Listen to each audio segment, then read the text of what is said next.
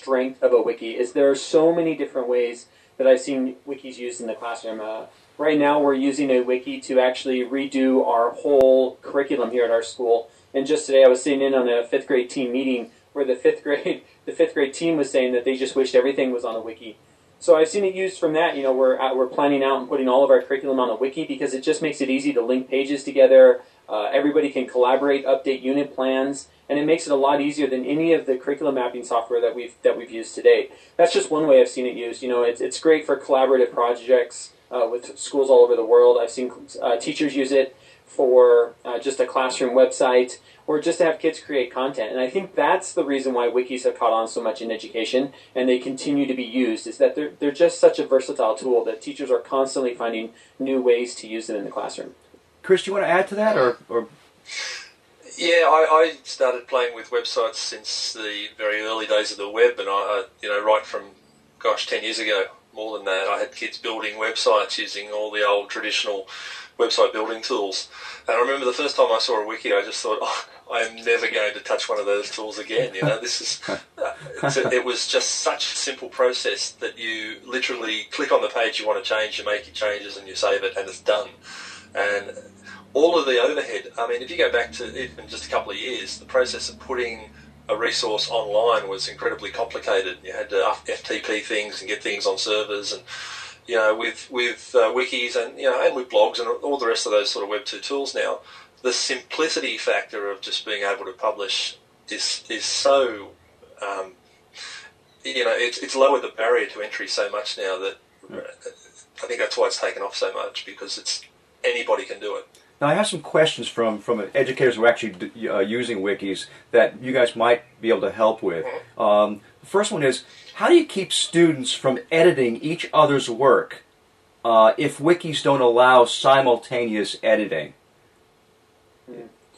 Well, there's two parts to that question. First of all, part of using a wiki is having this collaborative content, and it's kind of a double-edged sword, because the wikis are really set up so everybody can edit each other's work. And the issue that we see in classrooms is when teachers want to use it, they want either half their class or their whole class to be on the same wiki page at the same time in editing. And in the past, wikis haven't been able to handle that very well, but they are getting better. WetPaint, example, wetpaint.com is a wiki service that a lot of educators are using, and it will now allow you to simultaneously edit a page. It's not so much in real time like you would see a Google Doc, almost like in chat format, where you'd see somebody writing in between somebody else's sentences. Right. But what it does is basically it starts a session for each person. So if I log on to a wiki page and Chris logs on to that same wiki page, when I click save, because I'm the first person to click save, it will save my copy. And then when Chris clicks save after I do, a little box pops up and says, somebody else has edited this page. Will you please copy and paste the stuff that you've written, copy and paste it on the page where you think it's most relevant. And so he'll just have to take everything he's already typed up, and he can just highlight it, copy it, and then go above, and he'll be able to insert it on the page. So they are getting better at allowing more than one person to work on a wiki page at the same time. Okay, but it's still... Hey, Jeff. Yes? Hey, Jeff, is there a merge function now on some of these new wikis where the two changes can actually be merged together? Yeah, it depends on. I believe Wikispaces has some kind of similar idea, but basically what it is, the merge section is, as I'm typing, because let's say you and I are working on the same page, you save because you were the first person to save. It just saves your copy, and then because I'm the second person to save, as soon as I click save, the website realizes that there were two people working simultaneously, and so there's a little on WebPaint, for example, a little box pops up. And it says, somebody else, Chris was working on this webpage the same time you were. If you would like to add your edits to Chris's, please just copy and paste them on the page where you would like them, and then save again. And that's all you do. And so there are ways that they're starting to have them. It's not, it's not simultaneously like in a text chat or like you would see in a Google Doc where you can actually see the other person's print going in the same time as yours. But there's more like separate sessions that you can later then combine. And one single web page. And everything goes into the history anyway, so you can always go back to revert to a previous edit anyway. There is one sure way to try and avoid tripping over each other's work like that, and that's to work across time zones. if I'm working in the Australian time zone with a class in the US time zone, we're asleep while those guys are editing. So that's one great way to avoid tripping over each other. Sort of the way that we are now, talking to each other. Exactly. Yeah. Now, Yeah. I was going to say, we've done projects with kids in the US, and part of the excitement was, I guess.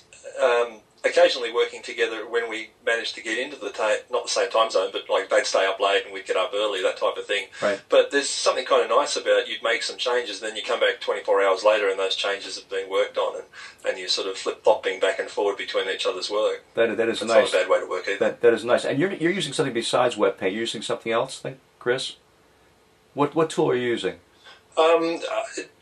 I've tried them all. I've tried Wikispace. Wikispaces is generally what I've been using. It's like the usual thing. It's the first one you start with is the one you tend to stick with. Right. So Wikispaces has been pretty good. I've looked at web paint. That looks very sophisticated. And PBWiki is the other one that seems to get some attention. And I've done a couple of things with that. They all work more or less the same way, and they all have features that are pretty common. Can I ask you both?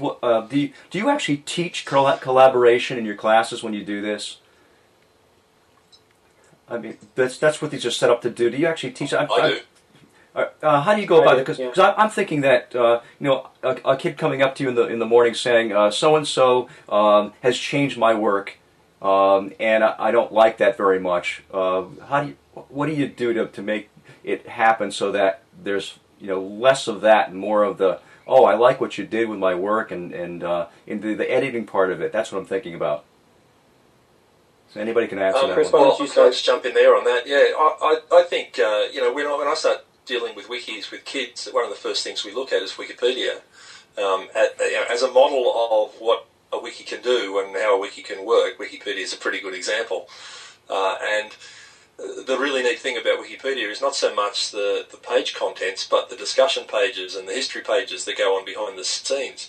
And I try and get kids looking at the history pages and getting them to really realise that a wiki is not about one person's work. And it's not about you do your bit and I'll do my bit. It's about let's both do our bit. And consequently, there's going to be some give and take on that. There will be things that one person writes that gets changed by somebody else. And hopefully it'll get changed by several people, because that's the way that wikis work, that's the way that collaboration works. Right. And Jeff, anything on that from your end? Yeah, it's the interesting thing that I find is that I'll have kids come up to me a lot, and I've had deep discussions about this whole issue over that, we're so used to being in the school setting that it's somebody else's work, I'm not allowed to touch it. And it takes a while to actually train kids, and I've had, at all grade levels, that have had a hard time going into a wiki page and actually deleting or changing or updating somebody else's work, because there's this true feeling that, what is yours belongs to that person. And it's something I think we need to get over, especially, one of the things businesses are looking for are for people who are highly collaborative. And highly collaborative doesn't mean you're just deleting other people's stuff to delete it, but it means you're continually working on it and improving it. And it's totally a skill that we need to be teaching. We need to be teaching kids these skills today. And it's something we need to get over ourselves in helping kids to understand that, it's collaborative, that there is, Wikipedia is, like Chris said, is a beautiful example of that somebody can start any article with one sentence, but everybody else can come in, and by the time an article is done, that first sentence usually no longer exists or is so mutated that you don't even realize it was the first sentence that started a Wikipedia article. And that's really what it's about. But it's having to teach those collaboration skills, and that's truly what collaboration is about. It's about people working together to build a better product, a better page, better content, whatever it is. And that's true collaboration. We in the past in schools, we think of collaboration as 3 kids working together around a desk in a collaborative group. Where true collaboration is building better content or building a better product. Great. I'd love to. Yeah.